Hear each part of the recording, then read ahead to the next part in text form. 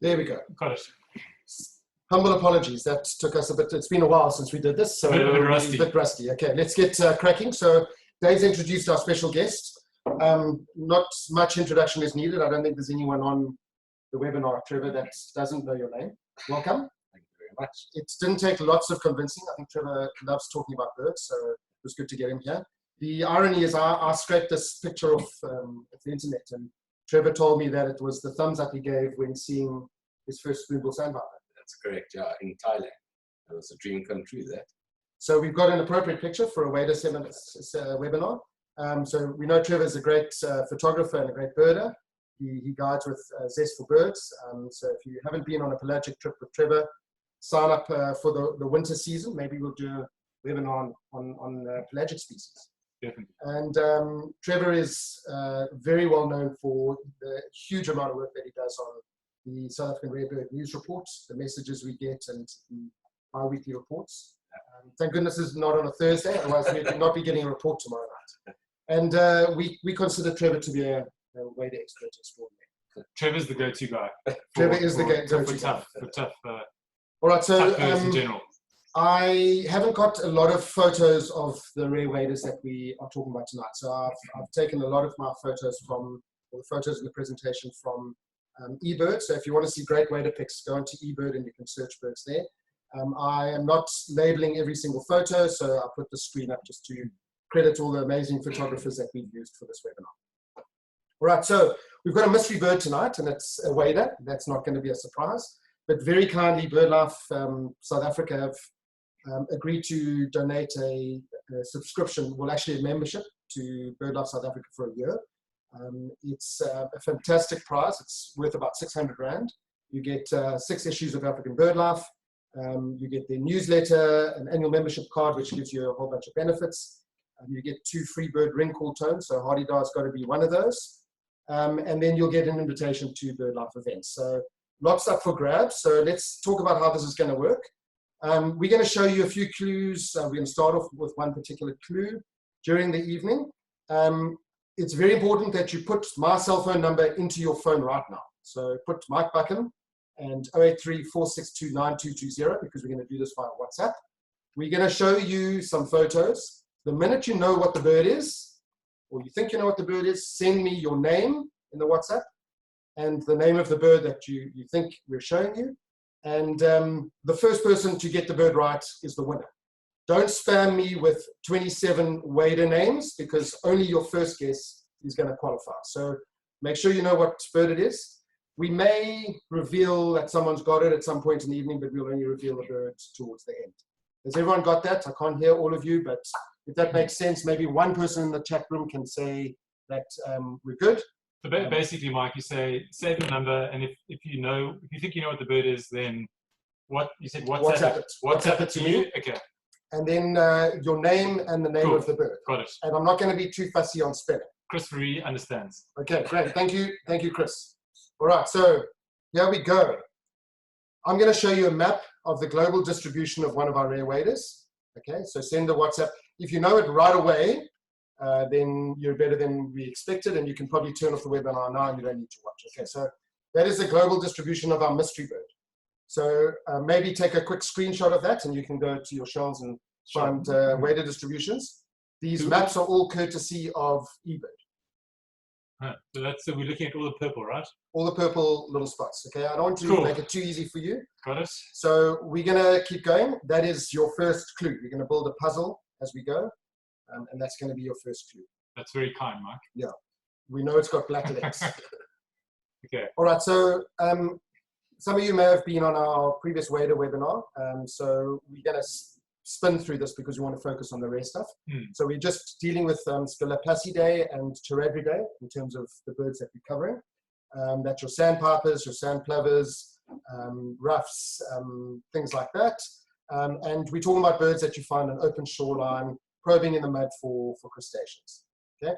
So what do you need for successful wader watching? You need good locations. So these are all the top wader locations in South Africa, from Walvis Bay down through Berg River, Kilbeck and Seaberg, Strandfontein, De Mont, Krom, Kanto, Swartkorps, Karoo and North Richards Bay, and Makaneta. before you shoot ahead, Trevor, what would you say is your favorite wader spot in the country? West Coast National Park, without a doubt, just because it's my local patch. I spend a lot of time there.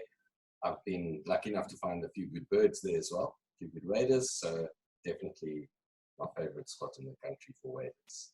So the Berg River's been amazing this season. It has, yes. With Cave Corp and Kliphoek. Yes. The problem with the Berg River is it's just such a big area that the plant area is tough to work. Correct. And what has been good this season is obviously when the first bird was found, it brought a lot of eyes into the area, and they obviously started picking up a lot more birds as well. You know, I've got a name for that. You have. You mean I have. It's an official name. There is a name. There's a name. It's called the Patagonian picnic table effect. So Google it.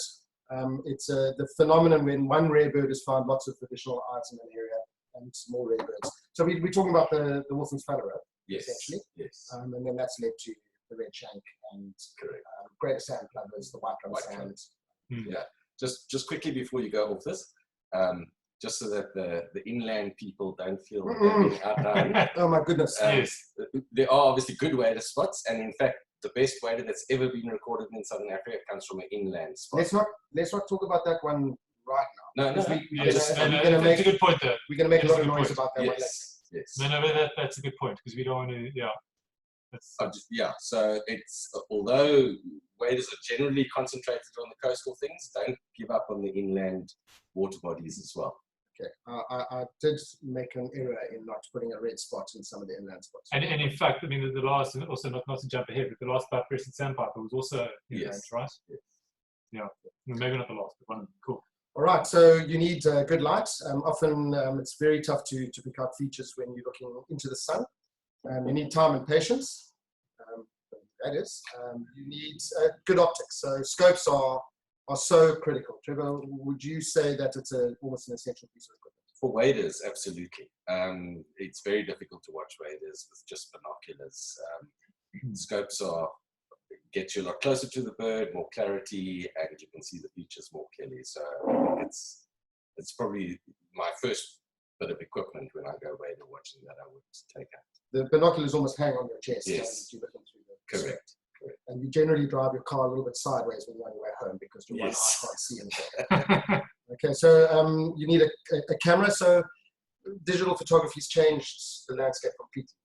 Correct, yes. I mean, nowadays a lot of people are birding purely with digital cameras and no other optics at all. It's a bit more difficult with waders because they're often at greater distance than with the other birds, but it has changed the whole way birding happens, and in fact has probably resulted in a lot more rare birds being found.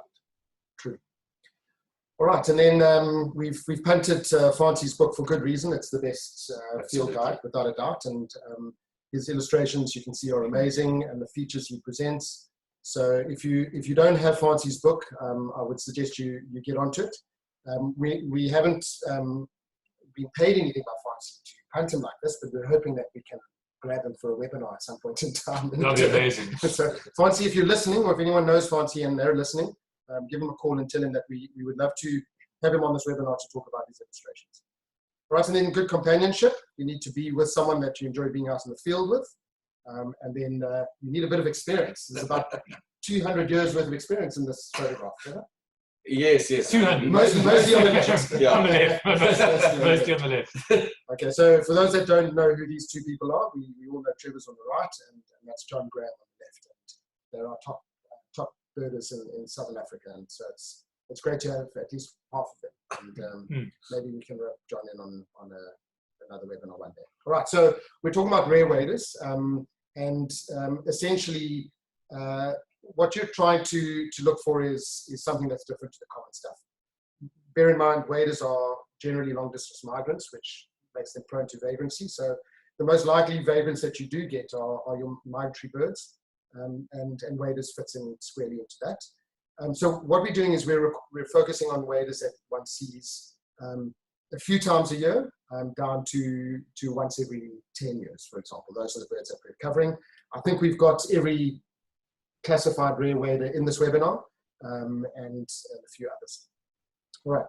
Okay. Are you about to get into the detail? Got one more slide before the Okay, detail. cool. All right, so rare waders are rare for good reason. So generally people think they've seen something amazing, but it's sometimes a slightly aberrant common species. So you've got to take great care. We talked about cameras. If you've got a good camera, that's a good way to try and take a photograph and send it to Trevor. So I've listed Trevor's cell phone number and email address, and he's very happy to take pictures. Cool. I was just going to say, Mike. So am I right in saying that this talk tonight is about? So we spoke last time about when you're identifying a wader, it's very much about, because waders are often far away and the detail's hard to see. It's very much about triangulation and trying to find species that you can easily identify and then comparing them to other similar species. So it's about sort of working through different flocks and trying to figure out what you're looking at nearby, and then as you see more, you can then figure out what the other ones are. So it's very much about comparison, comparing size, shape, bill length, etc. And then when it comes to rare birds, it's about picking up the odd one. So again, it's about being familiar enough with the common ones that when you see an unusual looking one, you hang on, that one's different. Why is it different? So now we're not necessarily getting into the minute detail of why one species is a particular species. More about how do they differ from our common species. More about picking up the odd one, and then you can get into the detail of what it is. Yeah, I mean, I think when I sat down and thought about how we present this, one of the things that often happens is there'll be a rare bird found, a rare wader, and everyone will rush off to twitch it. Very seldom do people even have any idea where these birds originally come from. So what I've tried to do is include some maps in the presentation, so you all know where these birds are wandering from. So are they North American species? Are they Asian species? So that gives a bit more context. Cool. Yeah, and I think we've categorized them into many annually, which is our annual visitor. There's the rare ones, that's a handful annually. We talk about very rare, greater than 10 records, but less than 50, and that's of all recorded numbers. And then we talk about vagrants, less than 10, and mega is less than 5, and then an all-time blocker. We'll talk about one. And I mean, it's very important to thank Trevor. He keeps a record of all rare birds, and he gave me a spreadsheet so we could categorize these things correctly. All right, so let's get started. And we're going to start with the annual stuff, the more common annual stuff, and then we're going to work all the way down to the all-time blocker. All right, so we spent quite a bit of time on the sandpipers the last time, Trevor, but maybe just we're talking about lesser sandpiper, the old name being Mongolian plover. Where's the best place you found to find lesser sandpiper? Probably Demont is pretty good for them, and then as you head up the east coast, as you get further up the east coast, they get slightly more regular. And if you're getting into Mozambique, for instance, you get onto the San Sebastian Peninsula, Belanculis, you can get flocks of hundreds of lessers together with their counterpart there as well. But on the west coast, they're not particularly common at all. We do get one or two on the west coast, but very pretty unusual to get them on the west coast. I guess that speaks to the Asian distribution. Yeah. So I mean, we've thrown in this photo on the right. That's a breeding plumage bird. We don't see a lot of those. In fact, on the San Sebastian Peninsula, you'll see breeding plumage. But the features we spoke about in our last webinar, and I think maybe it's relevant to just compare it to a common species, probably white-fronted sandplover. Yeah. White-fronted plover is the most likely. Correct. I mean, it's probably slightly larger than a white-fronted on size. It has those little half collars, which are pretty obvious to see. Just the overall feel of the bird is slightly bulkier and larger than white-fronted plover. It doesn't have that big white forehead. Yes. Yeah. And tends to stick more to sort of mud flats as opposed to beaches and white sand. But in Mozambique, I know you get on the beaches as well. All right, and then we've spoken about the counterpart being greater sand, and that's quite an obvious greater sand, lesser sand comparison, but they can be tricky. Yes, surprisingly tricky, and there's also quite a lot of variation between both species. And the largest lesser sand in terms of bill length and things like that can be getting very, very close to the smallest greater sand. So it comes down to looking at the shape of the bill, the shape of the bird, and just having a good feel for differences between them. And sometimes you'll walk away and you actually won't know Correct. which one is greater and which one's lesser. Right, so we'll just spin through greater. Look, you can see the distribution is relatively similar. They come from the same sort of side of the planet. We've gone through some of the features, and that's a nice breeding plumage bird on the right. And then we compare it to white-fronted plover, but it's unlikely that it's too easily confused with white-fronted plover. Obviously, lesser sand is the more likely confusion. So, Mike, I remember last time you threw me a little curveball. When we had that ID feature, I think I had it was a lesser sand, wasn't it? That was a lesser sand, yeah. So what were the main features again? It was the positioning of the legs and the body. It was the shape of the eye, shape of the head. Obviously, both sides is obviously a key one. Okay. I found, and you can kind of see it in these photos, but it's sometimes difficult. I found that the greater sand tends to be a more horizontal bird than the lesser sand. The lesser sand stands a little bit more upright with its legs further back in its body. The greater sand's got the legs kind of right in the middle of the belly. And yeah, I mean, I think people hang on the color of the legs, thinking that lesser sand has got black legs and greater has got yellow legs or paler legs. But you can see in this photo, that's kind of I think greater never has black legs. It's always got sort of olivey green, pale yellow legs, but lesser's leg color can be a little bit variable. I like your body position thing. So how do we remember that? So greater, because it's greater and bigger, it hangs forward more, so it's more horizontal. Yes. Okay, that's how I'm going to remember it. Yes, okay, cool. Anything that works for you, I'm saying little tricks, you know. All right. So what I'm going to do with these golden plovers, because I think we actually had a special request from one of our listeners to focus a little bit on separating AGP and PGP. So I think what I'm going to do is I'm going to spin through the golden plover pics and get to the comparison photos. I think I'll stop on the grey plover comparison. So this is American golden plover, structurally very similar to Pacific, but you can see the big difference with grey plover. Yeah, grey plover is a much bulkier bird. A chunky bill. It's typically quite pot-bellied. Shorter wings, yes. Almost. The GPs are much more slender and longer birds. Correct. And then the key feature, I guess, if you really can't tell based on shape, is you can flush it and watch where it flies, and then you can see we don't flush birds. No. But there are two features obviously visible in these photos. The one is the black axillaries, or armpits as some people call it, on the grey plover, which is lacking in all the golden plovers. And the other thing is that grey plover has a white rump, and the golden plovers, the rump is concolorous with the back and the tail. That's a very important feature, because I think I was looking at a bird at Stints, and you were saying that try look at the rump, and once the bird flew, we'd see the white rump, and it was a grey plover. Sorry, I was doing a bit of reading on this last night, and something I hadn't really thought about before. So these are American and Pacific golden plover, but also European golden plover is another option. And Trevor, my understanding, is it right that I think the underwing's darker? Yes.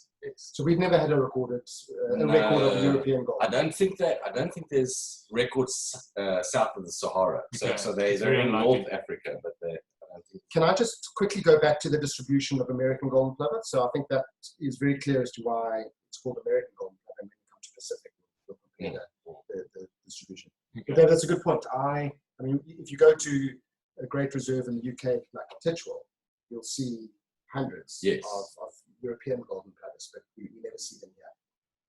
All right, so on to Pacific, and let's get to the map, and there's the map showing a lot of purple in the Pacific areas, and hence the name. There are records from the west coast of North America, which must give them the same confusion issues when they're seeing them. Yeah. So just very similar confusion species with grey plover. You can see the auxiliaries are pale in Pacific golden. But what I really want to do is I really want you to talk to us about the AGP and the PGP. And what I've done, I switched around. I've put the PGP on the left and the AGP on the right hand side. And if you're really a cool bird, you can use AGP and PGP and say the whole word. So, Trevor, maybe I'm going to just click onto the next one. Sure.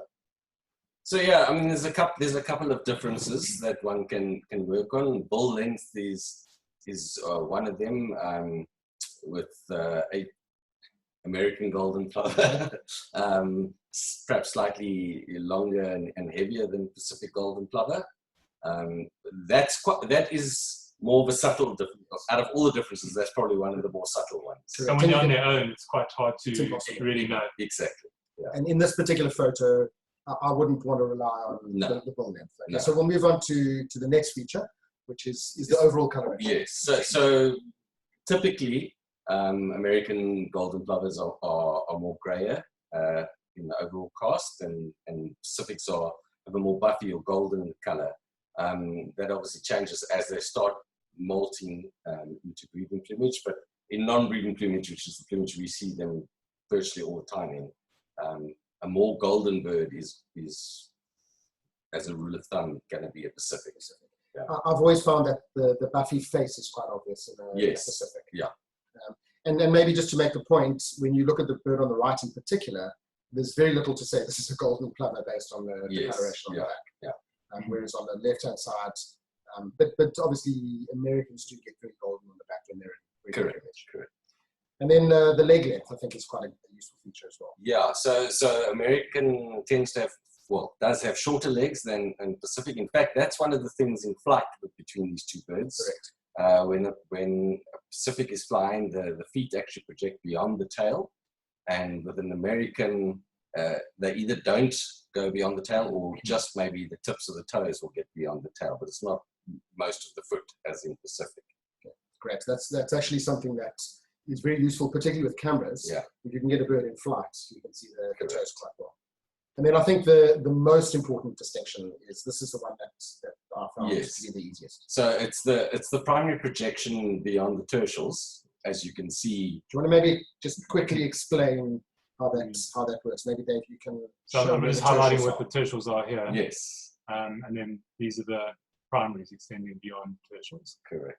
So I think one of the most important things, not specific to rare waders, but generally with sand, the various feathers, and especially things like primaries, secondaries, tertials, etc. So those are used a lot in describing identification or identifying features. So it's very useful to know that. And with these two birds, you can see the dark primaries extending beyond the tertials. In Pacific, it's a very short primary projection, and in American, it's a much longer primary projection. Yeah, I think, my son Adam and I, we found a bird in Doomsdorp at the end of last year. Yeah. And it was quite tricky based on visual features. We took some photographs and I remember sending you the pictures and showing you the primary projections, and we nailed it down to American. So it's almost, this is like, you talked about the bill length. It's very difficult to be absolutely conclusive, but with the primary projection, you can almost be 100% conclusive. Yeah. You get one or two odd birds that are busy molting, and so they'll either not have their fully grown primaries, or the tertials will be coming out and sticking out further than they normally would, and they can be confusion birds. But for 99% of them, this is a very useful feature. Great. Okay, so we've dealt with the golden plovers. Sorry, I was just going to, on that European golden plover, I made a mistake. It's actually the other way around. So it's whiter underwings on the European, so and slightly paler. I got a bit confused. All right, so Caspian plover is also a regularly recorded bird, and we can see it's quite a sparse distribution worldwide, but concentrating, I guess, in the Caspian area around the Caspian Sea, which is obviously where the name comes from. But it's a bird that we see quite regularly here in South Africa, not always in Southern Africa, not always like that. Yeah. It's always very nice if you can find breeding plumage birds like this, but most of the time the birds we find are duller and non-breeding. A little bit more like that. Yes. The ones in the Berg River, with like 2-3 years ago. Yes. Those were nice breeding. Yes. Yes. There was a flock of about 6 of them, I think. Was it more than that? It might have been more. But that was a mixed group of non-breeders and breeders in birds. But if I'm right in saying that these are birds that are often found further north in Southern Africa, so places like Etosha, there's regular reports, like Caprivi, there are regular reports, and in sort of overgrazed grassland. Yeah. Typically more arid areas. I mean, they are also turning up quite regularly in parts of Kruger these days, but again, in sort of well-grazed, short grass. I think a lot of people get excited when they see these young kittlets. So I guess for me, I've often thought I had a Caspian, but you particularly at a place like Cliphook, Saltpans, Yes. there are literally hundreds of young kittlets. So it's a much smaller bird than the Caspian. Correct. It is a lot smaller. That, I mean, am I right in thinking that the eyebrow on the kittlets as well, it's got a downward curve to it, where to me a Caspian is a little bit straighter, it's particularly behind the eye. So it's that sort of marking behind the eye. The chunky eyebrow is quite. Yeah, and our kittlets has a more obvious white throat, and a darker patch behind the eye. A dark patch, yeah. Whereas Caspian has got this more uniform color all around the sides of the face and down onto the neck. Okay. Great, and then obviously one of our very rare waders, we'll talk about it in a short while. But buff-breasted sandpipers, another potential confusion species. Similar habitat as well. Hasn't got the eyebrow though. Yes. Okay. Right, we'll talk about buff-breasted a bit later. Green sandpiper, it's become more of a scarcity, I guess, than a rarity. Embarrassingly, it took me a very long time to see my first green sand. You have seen it? I've seen it now. It was. Where did you see it, Mike? Saw it in Eastern Cape on the. Of course, with Adam. In Jeffreys Bay. Yes. Okay, Bay. Cool. So that was the first record, I think, for the Eastern Cape. Yes. It was a good one. Was it really? Yeah. Oh, wow. Yeah. All right. So green sand, it's a very common bird in Europe, and it migrates into Africa. I'd seen green sand in Ethiopia, but not in the sub-region. Yeah. Right. So I think inland waters specifically, you don't see them at coastal estuaries, and as a result, your confusion species is going to be common sand. Correct. Yeah. Common sand is one of the few waders that we get where the wings are actually shorter than the tail. So that's quite a useful feature to use, particularly if you're having trouble deciding if it's a common or green sandpiper. If the wings are shorter than the tail, it's definitely a common. And we spoke, you and I just chatted about the tail bobbing of common sand. Green sand does bob its tail, but not quite as... Not as regularly, as common sand. And then what about the carpal comma, the white? Yes, exactly. Yeah.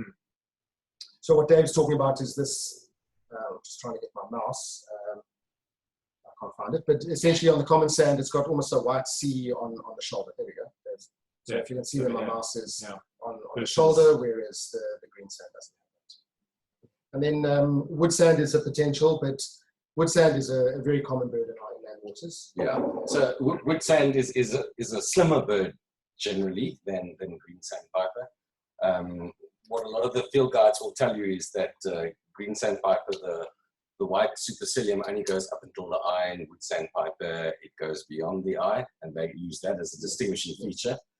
That works to a point when you get the scruffy birds in molt that have lost a well-defined supercilium. That feature is far less use, I find. I mean, in these two photos, that feature does look quite prominent, yes. but as you say, it can be tricky with multi-birds. All right. Then we'll talk about the phalaropes, and there's been a lot of attention on phalaropes. We've had plenty of redneck phalaropes at either Strandfontein or at Cave Corp. And then it's become a pretty regular rarity. And this is obviously a bird in breeding plumage, and it's a very spectacular thing. And you can see the distribution, so it occurs mostly in North America and plenty of records in Europe. And that's a bird more like we see them. They've always got that dark ear patch. And for those that have been up to see the Wilson's phalarope, you'll notice that Wilson's doesn't have that dark ear patch, which is a quick, easy way to separate them if you're not sure. I guess the first thing as well is that you notice them just by how small they are, tiny, and their shape and their behavior. That's kind of the first thing. It's a phalarope, and then particularly redneck. Yeah, they're one of the few waders that does swim, or there are others that swim, so it's not an exclusive thing to the phalaropes. And they have this little thing that they swim in circles to create a vortex to bring any food to the surface. They're one of the few waders, or the only waders, in fact, with lobed toes. Yes. Frame put. Yeah. It's Afrikaans name. There we go. Mike's going to do the rest of the presentation in Afrikaans. And the other thing is obviously the in breeding plumage, the females are actually the more brightly coloured in the phalaropes. And all of these breed in the tundra, Yeah. in the northern hemisphere. Yeah.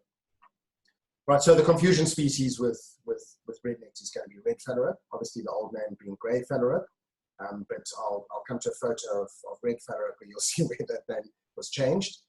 The bill, I think, is the key feature. Yeah. So redneck has a quite a thin, fine bill, and it's almost always completely dark.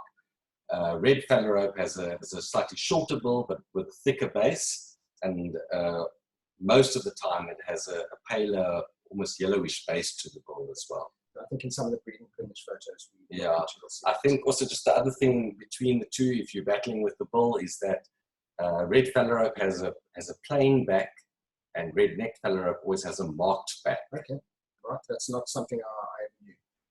And red phalaropes, a bird you do see pelagically. You see them in not regularly, but during the summer months we do get little flocks of red phalarope occasionally. And they tend to pitch up in the strangest places, yes. in farm dams in the middle of nowhere. Correct. Okay, we'll come to you. That's obviously the red phalarope, and that's where the name comes from. That's a great photo of the bird, and that kind of illustrates the color of the bill. Yeah. We don't see them like that. You mentioned to me earlier that you've seen one like this. I've seen one in southern Africa like that. That must have been quite amazing.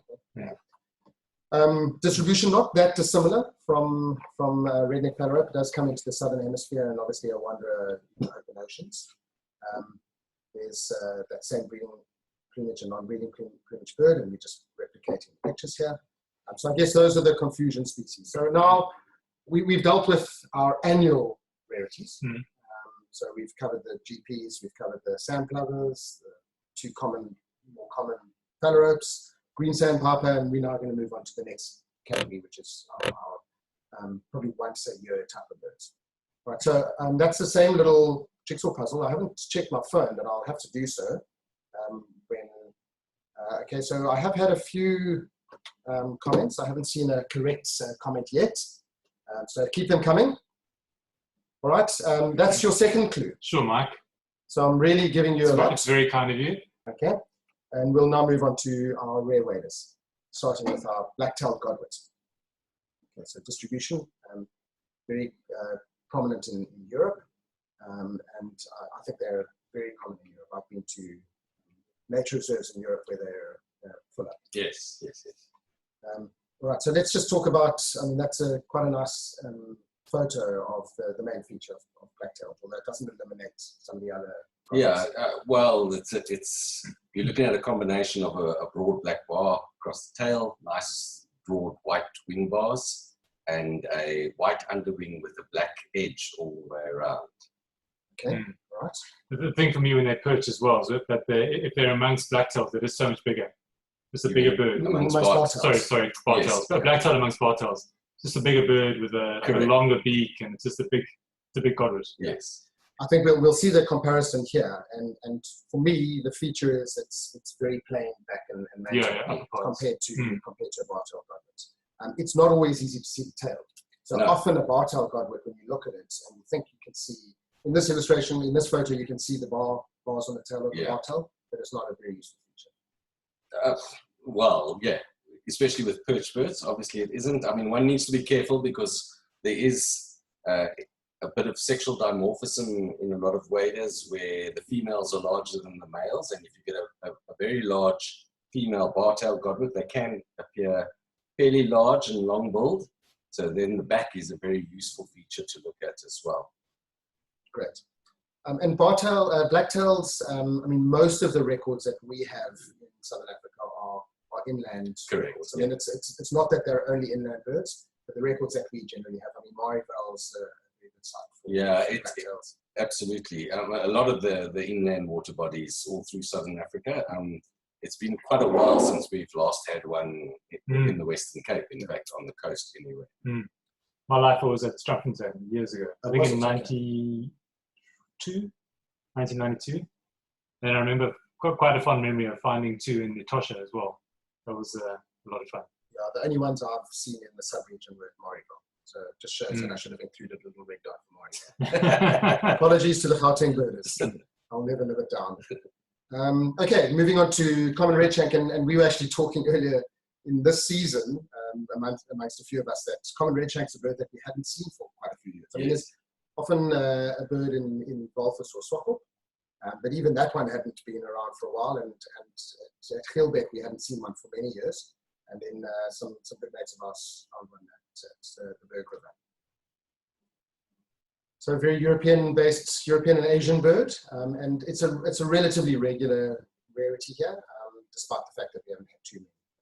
Trevor, the wing features are fairly... Yeah, I think the white wedge across the secondaries and in the primaries is such an obvious feature. There's basically no other bird of similar size that has that feature. Yeah. So if you get that bird in flight and see those white wedges in the wing, that's a clincher. Absolutely. And then on the ground, I mean, I guess those red legs and the red Yeah, on the bill.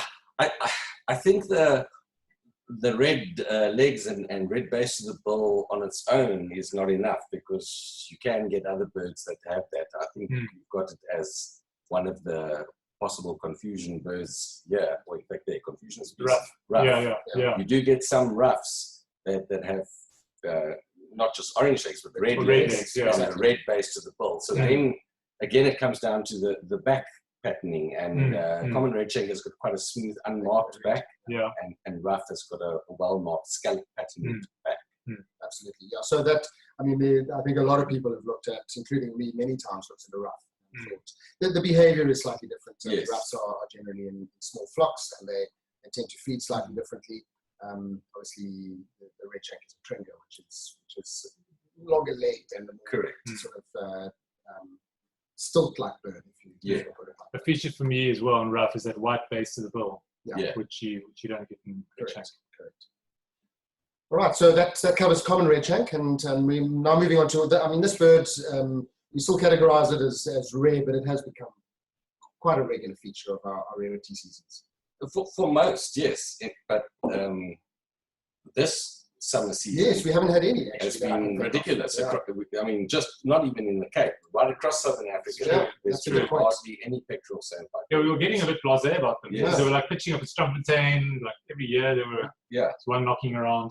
So that's you're true. You're 100% right. I don't think is that the fact. Not a single record yet this rarity season. I can't remember. There Certainly might have been one at Makaneta with the sharptails. Yeah, right in the beginning, maybe. But I mean, normally by this stage of the season, when we're in March already, so most of the summer has gone, we would have had a load of petrel sandpipers throughout southern Africa. Yeah. If there's been 3, it's a lot. Yeah. I don't even think it's that many this season. Yeah. That's true, though. But also, I mean, if you think back to when, the last 20 years, I mean, pecks used to be pretty rare. Yeah. Like, we saw that one up at Yes, at Roshapan. yeah. And then I think my life was at Vardrif Mm. with the Bears years ago and the GPs. Yeah. But yeah, I mean, there was nothing. Yeah. But now lately there's been this recurrent, but now maybe it's dropping off again. Yeah. Interesting. It's one of the few rare waders I've actually found one myself, which was there was one near St. Francis Bay, near Jeffreys Bay. All right, so it's a North and South American bird predominantly, and I think most of those bird records would also be sort of vagrants that have crossed the Atlantic Ocean. It's not obviously a bird from Europe, strictly speaking. Right, so the clear feature there is obviously everybody kind of talks about the demarcation between the bib and the belly. Yes. And that's quite a useful feature, I think, the yellow legs. Yellow legs, yellowish base to the bill. Quite a broad base as well. Yeah. It's got that. Yeah. So it's one of the more easily identified rarities, I guess. Yes. I think a rough is, once again, a confusion species. So if you look superficially, they look similar. But I think, once again, behavior is quite different. Yeah. Hasn't got the eyebrow and that sort of capped appearance, that broad base. Yellow bill, yeah. All right. And then this is definitely one of my favorite little rare waders. I actually love this photo. It really shows the features very well. It's got that very heavy bill with that little kink at the bottom, which is such a nice feature of the bill. Yeah. I think this is a bird that, until you've seen it, you think it's going to resemble something else and spend hours and hours and hours looking for it. But when you eventually see it, your first one, it's got such a different shape, you'll know immediately what it is. And that bill it's not a continuous downward curve. It's kind of like this this bird had a straight bill and it's walked into a wall and just bent the tip off. Yeah, so I mean, I would agree with that 100%. I mean, before I'd seen bald-billed sand, I think there was one that had been reported at Gilbeck, and I was scanning through every single curly sandpiper, trying to look for that sort of the stripes on the head, and I stopped at just about every curly sand. When you hit the bald-billed sand, it's a smaller, busier bird, and it probes very differently. Yes. It runs and it probes and runs and it probes. So it is very different. You're right. So it's a European bird as well, and obviously a shorter range migrant than a lot of the waders that we see based on what we see in this map. And that's a great pick of it in breeding plumage. We don't see too many that look like that. And we've spoken about the confusion species, but as you say, once you see them together, yeah, I think it's when you spend time looking at it in the books, it's very difficult to imagine the differences because they look superficially quite similar, the illustrations in the books, but when you actually see them live in the field, it kind of jumps out how different they really are. And once again, like the peck sand, we haven't had one yet. Yeah. So, there were a couple of Keelback a couple of years ago, yes. which were quite regular and relatively easy to find. So those are very we cool. Certainly, if we go through patches with this, we'll go through 2 or 3 years without any reports, and then suddenly there'll be 3 birds at one site, and then they'll be there for a couple of seasons and then gone again. All right, so mystery bird. I'm gonna just check my phone very quickly. I don't seem to be getting too many correct answers yet, which is great, because it means that there's some interest in this bird. So there's your next little piece of the puzzle. Are we sure this is a bird, Mike? It's looking, I see a bill, a leg, and a tail. Okay, so keep the guesses coming. I don't think I've got I'm not watching my phone, so I can't be categoric, but it doesn't look like there's any correct answers yet. All right, this is a nice relevant one. This is a bird that we've got currently knocking around at Cape Cook. Yes. Is the bird still there? Is it? John reported on Saturday. Yeah, on Saturday. Okay, cool. Yeah, cool. Yeah. So I think people have been quite nasty about white-drum sandpiper, saying it's a pretty dull, boring way. Who said that? I've heard a few people. Really? Not me. Don't get me wrong. I'd love to see another white-drum sand. So Dave and I had a classic morning of birding once where we saw white-drum sandpiper, we saw Gulbaltern, and the 2 golden plovers in one morning. Yeah, a few hours. Down by at the moment.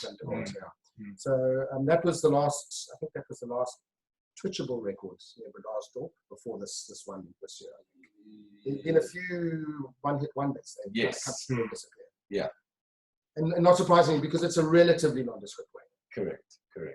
These pencil streaks, we kind of looked at those. So it's really the streaking on the flanks that's the most important feature here. Well, when you're comparing it to some of the other local birds, it's the shape is quite important. The wings that are projecting beyond the tail, so it gives it quite an attenuated shape. Size as well. I see Mike's mentioned there the confusion species, little stint and curly sandpiper. So this sits kind of nicely between size between little stint and curly sandpiper, and it's got a far longer attenuated shape, and really the flank streaking only becomes a major issue when having to separate it from its close cousin bed sandpiper. So I think those are the 2 rare confusion species. I mean, curlew and little stint, curlew sandpiper and little stint, it sits size-wise between those, but bed sandpiper is similar size. Yes. Right, so there's a bed sandpiper as a comparison. It's not the easiest photo to compare it, but I guess I don't know if there's anything that you're specifically looking for in it. Well, I mean, obviously when you see these birds in flight, the rump is quite a different thing. White-drum sandpiper obviously has a white rump, and Baird's has a dark line down the center of the rump. So that's quite an obvious difference. But when you've seen them on the ground like this, if you've picked up on the shape of this long attenuated bird with the wings projecting well beyond the tail, then the quickest thing to look for is whether it's got streaking on the flanks or not. If it does have streaking on the flanks, it's a white-drum sandpiper. If it's got clean, unstreaked flanks, it's a Baird sand. You find that Baird is also generally a bit buffier? Was that really a good rule? I suppose it depends on the age of the bird, the state of molt, etc. But yes, I suppose generally they are a little bit buffier. But it's not a key. It's not a sort of a key feature. Okay. Right, and then curlew sandpiper, we've spoken about that, and we've spoken about the little stint as well. Just it's difficult in these pictures that I've cropped that I'm showing them pretty much the same size, but we've spoken about that. Curlew's a bigger bird than white-rumped a bigger bird than little stint. All right, so now we've saved this part of the presentation specifically for Dave, because he told me this afternoon that he had the redneck stint, little stint comparison completely sussed. Okay. So Dave, I don't know if you want to just take over. I'm not even going to ask Trevor because he said that you seem confident. Yeah, I got this, Mike. Okay. So what is quite cool, so Gary Alport found a redneck stint in Maputo a couple of years ago, and he did a lot of work in first of all, he did a lot of research. And he then wrote up his finding and really distilled the key features down to some key points, which has been fantastic. And so what he said was, so this is a kind of bird which is, I think, probably heading into breeding plumage or out of breeding plumage, but it's you want to focus on the shape and the structure of the bird. So a redneck stint's got, first of all, it's got shorter legs than so your confusion species is little stint. So your legs are shorter in redneck stint. So if you look at the top of the leg, which is the tibia, you generally see a little bit less tibia if you compare that to a little stint. So that's a good feature. The tarsus, which is the bottom part of the leg, is also shorter, but I think how much tibia you can see is key. It's also got quite what they call a bull neck. It's quite a thick neck and a broad head. And they also say it carries its head sort of on the front of its body, versus a little stint is going to have a thinner neck, sort of a rounder head, and sort of carry it slightly higher up. So redneck stint's kind of overall slightly more horizontal as well. Can we move to a photo with the two next to one another? So maybe just looking at the distribution.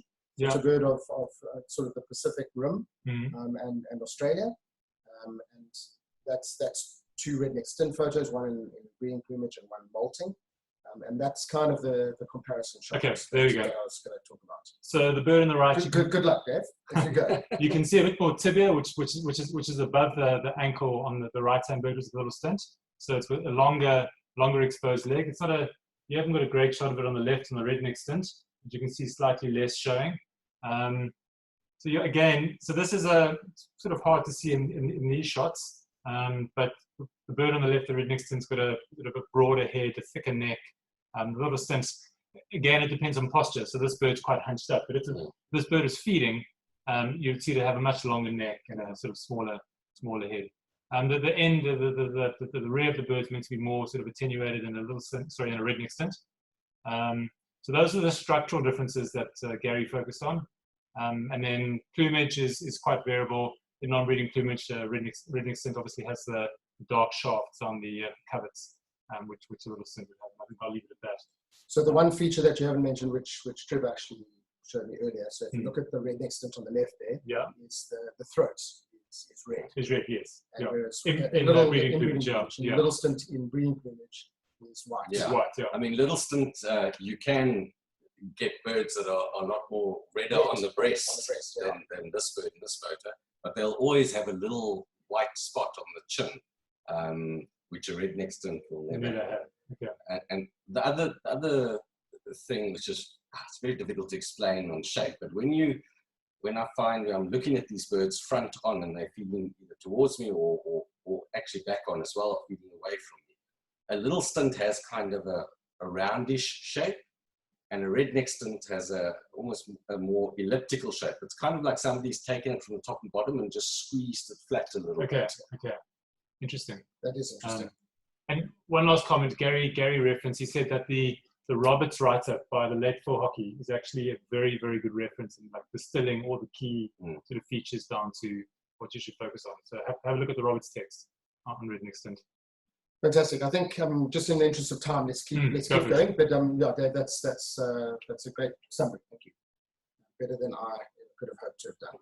All right, so Wilson's phalarope, and until this year, I guess it was probably a bird that not many people had seen in the sub-region. But the bird at Cave Corp has given a lot of people a chance to catch up.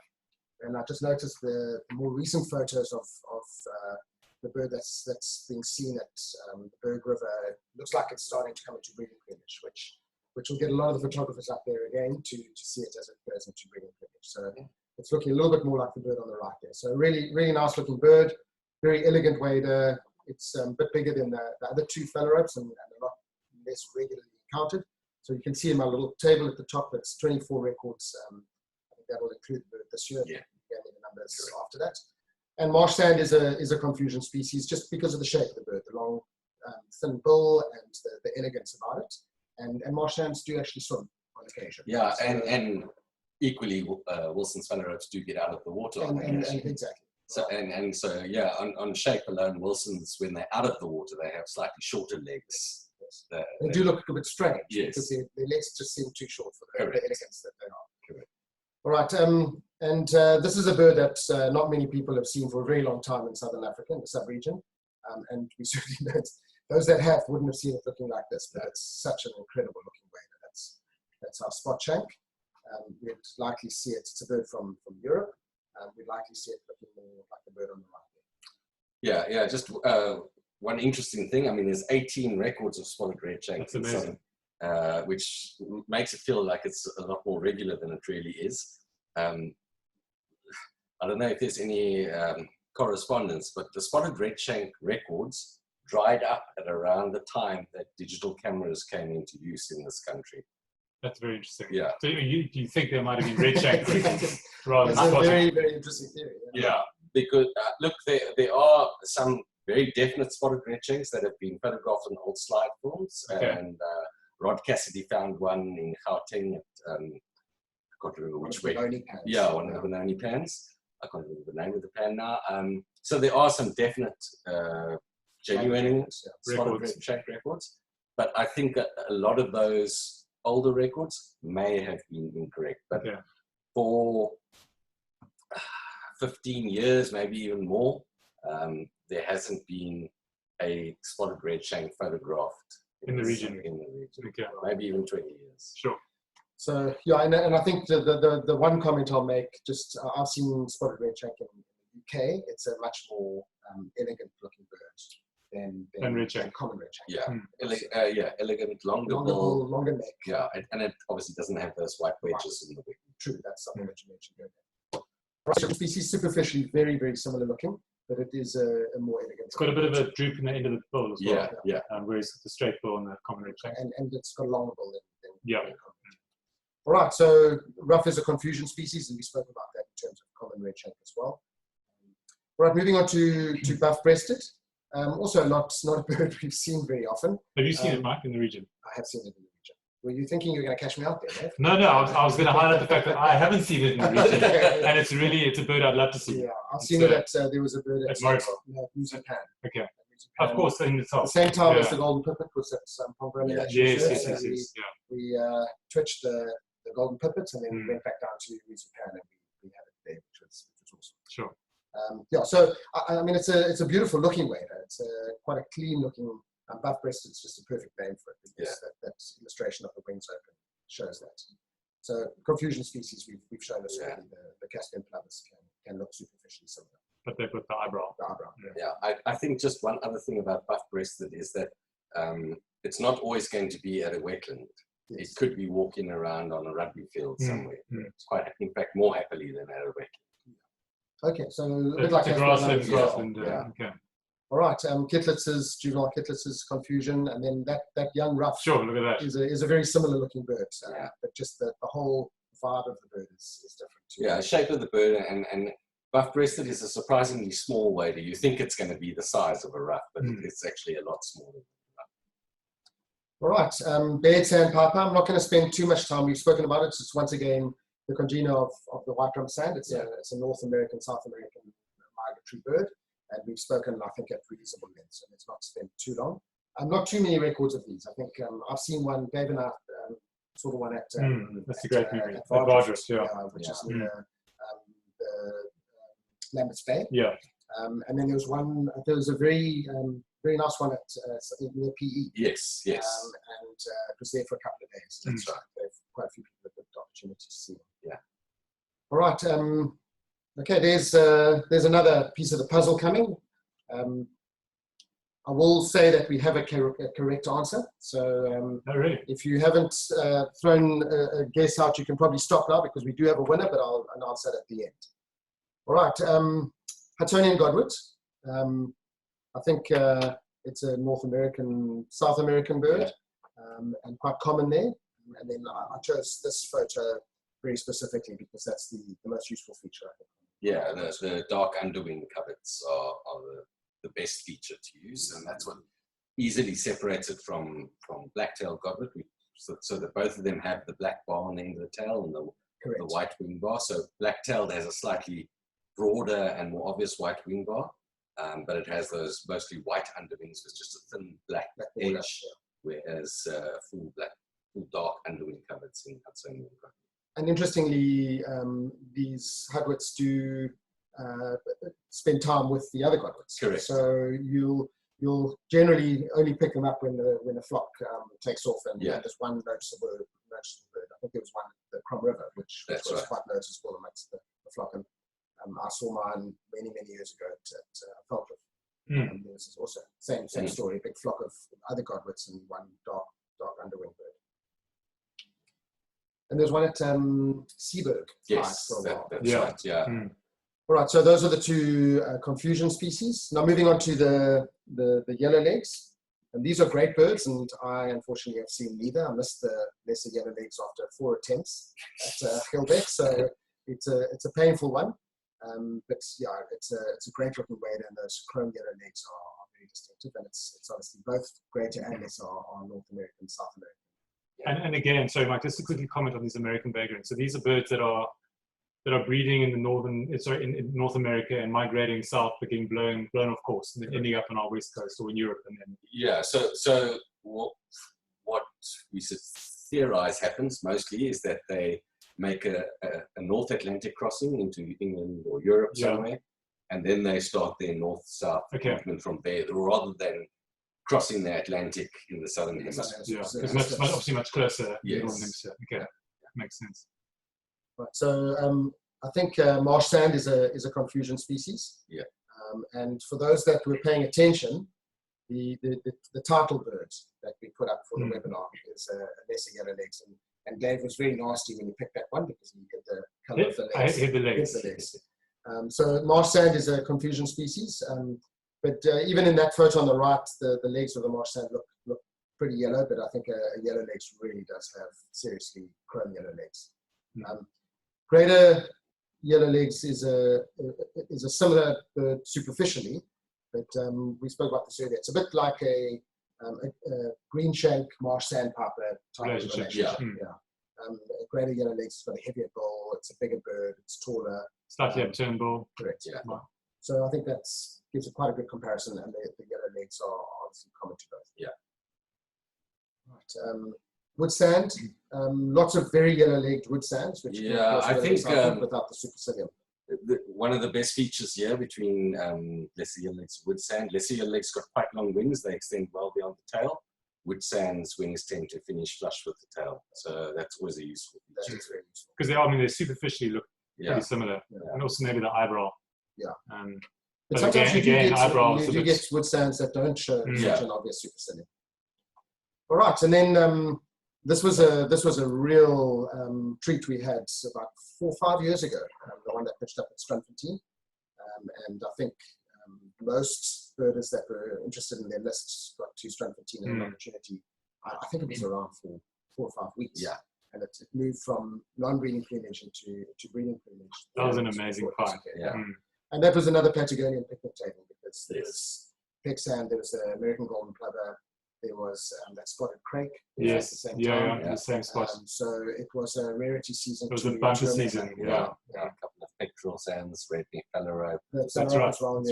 And so I remember being there that first morning. It was found on the Thursday night, and I think some of us twitched it on the Friday. Yeah. And then on the Saturday morning, a lot of the Joburg birders came, and it was like being at like a carnival because people were moving from one rare bird to the other. Some people picking up 4 rarities in one morning. Yeah. It was amazing. Right, so Temming Stint is a European and Asian bird. And then I think the obvious feature here is, and that bird on the right is actually the bird at Strandfontein. In fact, the one on the left as well. Looks like it was taken in the same place. And the yellow legs, I think, is the key feature on this bird. Yeah, yellow legs and a sort of smoothish, unmarked back. So that combination is generally good for Temmington. It gives the impression of being like a small common sandpiper. Yes. You can actually see that almost with the white C over the shoulder.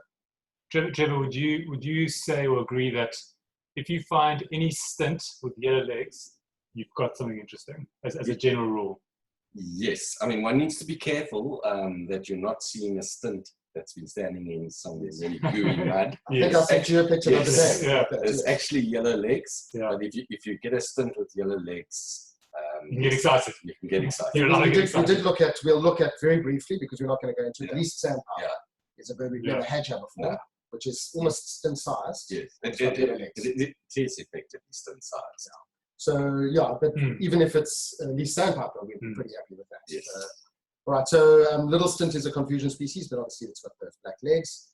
Long-toed stint is the very special one. This is what you're referring to. You see a stint with, and you can see the much more well-marked back for long-toed stint, and it tends to stand a little bit more upright. Yes, and Temmington is a more horizontal bird, generally in posture. And that capped appearance on long-toed. Correct. Right, so there's I think most people will be getting an idea where we're at on this bird. So let's keep going. Right, so we've got great knot. So it's a bird of the Pacific Rim and Australia. Not too many records. You can see there's only been 6. There was obviously the very popular bird at Seabird. There was one at Valfus about 2 or 3 years ago. And there's been quite a few in the Mozambique. There's I think 1 or 2 in Macaneta. Not Macaneta, further north, in Ambani area. So it's quite interesting that we've had records on both the east and the west coast of this bird, which is effectively a bird that has a very eastern bias in its general distribution. Yeah, looking at that map. So I think the confusion is obviously going to be red knot. There's not much else that looks like a great knot. Just size and size, bull length, and those little chevron markings down the flanks are pretty useful as well. Good. Okay, so long-toed stint, we've looked at that one. A very rare wader. Trevor, you were mentioning that there's 4 records. So if you can see the yellow legs there, that would get our pulses racing. Sure, that might push me over the edge. So 4 records, and it's a bird you haven't actually seen. I haven't seen it in Southern Africa. There hasn't been a record again for a very, very long time. Well, equally, until the Strandfontein Temmington, it had been 30 years since the previous one. The previous 10. Sure. Yeah. So these 2 yellow-legged stints were monster birds. Yeah. Okay. Right, little stint is a confusion. The Temmings, obviously. Right, so Dunlin is a bird that's so common worldwide. And it just is remarkable that we don't see more of them. Yeah. And this is a classic breeding plumage Dunlin, which would definitely be no problem for us to separate. You can see how widespread it is in North America and Europe. And you're all thinking that I put the wrong picture in here and put a curlew sandpiper on the right-hand side, but that is a non-breeding Dunlin and just shows the difficulty we have making it out here non-breeding. Yeah, I think a non-breeding Dunlin is very, very tough. You need the birds so close to see the features. There's little differences in the primary projection beyond the tertials and subtle differences in the shape. You get some Dunlins that are slightly shorter bull, not as obvious downward curve on the bull, but it's a really tough separation in non-breeding plumage. You'd have to look at so many curlew sandpipers to try to find a non-breeding Dunlin. Yeah. You would probably go crazy before you. I think you'd definitely drive the car off the side of the road with one eye not actually seeing anything. So you're looking for a curlew sandpiper looking bird with some smudges of black on the belly, not like this curlew sand, which is coming into breeding plumage or coming out of, but it doesn't have any of that distinctive black on the belly. Okay, so if you see in breeding plumage, they're pretty obvious, as you've shown. In non-breeding plumage, as Mike suggested, if you happen to flush the birds, curlew sandpiper has a white rump and a Dunlin has a dark line down the center of the rump. So that's quite an obvious feature. So even without the black belly, that is a way, but you have to be on the game. Yes. Right, and only 4 records. So have you there was one, Dave, you've seen one. Yeah. So that was That was too young amazing. in those days. What are you talking about? I was at university. I was in Amanus, and I at a friend's house. I said, "Listen, I've got to go." Just disappeared straight to the west coast. Yeah. That was a mega. Yeah, it was huge. Sure. Yeah, that was huge. Right, little ring plover. I'm not going to spend too much time on that. It's quite a distinctive bird. I don't think anyone would mistake it if they happen to see it massively well. It's a bird of Europe and Asia, and the very distinctive feature is obviously that yellow iron, which is quite different. So it's a smaller bird than common ringed. There've been 3 records, and actually, interestingly, 2 very recent. So there was one at Tankatara in the Eastern Cape, and then there was obviously the one in August. Do you reckon those are the same bird? I'm pretty sure it was. They were a few weeks apart. And I think it had to be the same bird. It's so rare, like the 2 to pitch up within. I saw need that just as a matter of interest. Sorry, Mike. We should add to that list of things to do when you want to look for rare waders is avoid Mike. perfect example. Yeah. All right, so common ringed is easily separated. That's a nice breeding plumage, common ringed. Right, so greater yellow legs we've dealt with. That's a very tough bird. That's what we would describe as a mega. Again, an American vagrant. Yeah. So to be honest, I didn't know there were 2 records. I thought there was only 1. Yeah, there's a record from Zimbabwe as well. Okay. Where's the other record? The one was in Nurek. Nurek Beach Pan. Okay, really? Okay. Yeah, a place that nobody goes birding at these days. Yeah. For no reason other than maybe just goes there. Yeah. Stuff must pitch up there. Yeah. Did you both see that? No. This is 70s. So you still need it for your... Yeah. So I think the last record, which was the Nurek Pan one, was in 1979. Okay, wow. I hadn't started birding yet. No. Just... I think I was walking by then. I wasn't talking though. Okay, so a long time ago. So keep your eyes peeled for greater yellow legs, everybody. Right, and this is a very recent yes. And all thanks to Gary. Correct. He's done some amazing work. That red neck Stints stuff you spoke about, and he's worked at Buckham area well and picked up these sharp-tailed sandpipers. Yeah, so your main confusion species here is spectral sandpiper. It looks superficially similar. There we go. So you're looking at bill lengths. Sharp-tailed has quite a much shorter bill. The paler base to the bill is a lot less extensive. It tends to have a more obvious white eye-ring. It doesn't have as heavily a streaked breast. It's more just of a wash. And it's also got the streaking going down onto the flanks, whereas spectrals generally are clean border. And Trevor, you've obviously seen this bird in Mozambique. Yes. And elsewhere in the world. Yeah. I saw it in New Zealand, Australia was my life. Well, I've seen it a few times in the East. Yeah. But yeah, I went for the Macaneta bird when it was first found. We're still going to do that. Absolutely. You reported it today. Yes, it was still there today. Should we go now? All right, and then this is just one that we need to just celebrate. This is so there are 2 of us in this room that have seen this one. Dave is the 3rd person who hasn't seen it. And what's quite fun, Trevor, is that there are a lot of much younger people than us that are birding hard. Yes. And this might be a bird that we will always have over there. It may well be. May well be. Yeah? So this was the bird from Benoni Pan. It was, I think, Leopan, and it actually moved. It was found by Dave Dayton, wasn't it? Dave and Richard Montanaro. And it caused a lot of excitement, even in the early days of like the rare bird alert. It wasn't as prominent as it is now. But tons of people went to see it. Oh, absolutely. And at the time, there was one previous record for Africa from Kenya somewhere in the 60s. That record has subsequently been taken away. So this is the only record for Africa. Wow. Maybe just to look at the global distribution. And I remember at the time, there was quite a lot of talk about the fact that it was a globally very tough bird to start with, never mind for an African vagrant. Yeah, it's one of the rarer birds that's on the Southern African list, not in terms of Southern African numbers, but just in terms of global numbers. Global status. Yeah. What a bizarre record, that is pitching up there. And it was there for a while. I mean, it was there for probably 3 or 4 weeks. Yeah, probably about 3 weeks. Yeah. So I was fortunate to have a wedding in Joburg, and so went up for the wedding and managed to steal some time away. So it was an amazing experience to see it. Yeah. It was, interestingly, when they found it on a Thursday afternoon, and it was actually originally reported as Bartel Godwit, which is a fantastic record for Gauteng as well. And it went out like that. And on the Friday morning, Richard actually phoned me while I was driving into the office in traffic, and he said to me, "I've had a bad night. Does Bartel Godwit ever have an all dark bull?" And I nearly drove off the road. Had you not seen a photo? No. This is prior. This was in 2004. So digital cameras were really just starting to come in.